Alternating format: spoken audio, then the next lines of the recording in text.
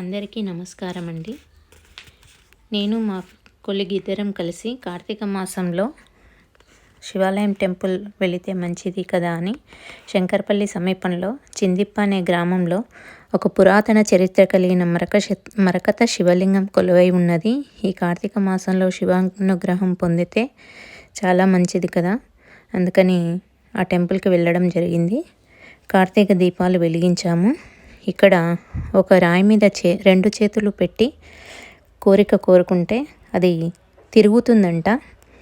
నేను పెట్టాను, కానీ చాలా స్లోగా తిరిగింది. తర్వాత మా స్నేహితురాలు కూడా తన రెండు చేతులు అలా పెట్టి మొక్కుతూ ఉండిపోయింది. అలా ఒక 2 నిమిషాలు పెట్టాలంట. నేను 2 మినిట్స్ అయితే పెట్టనట్టున్నా.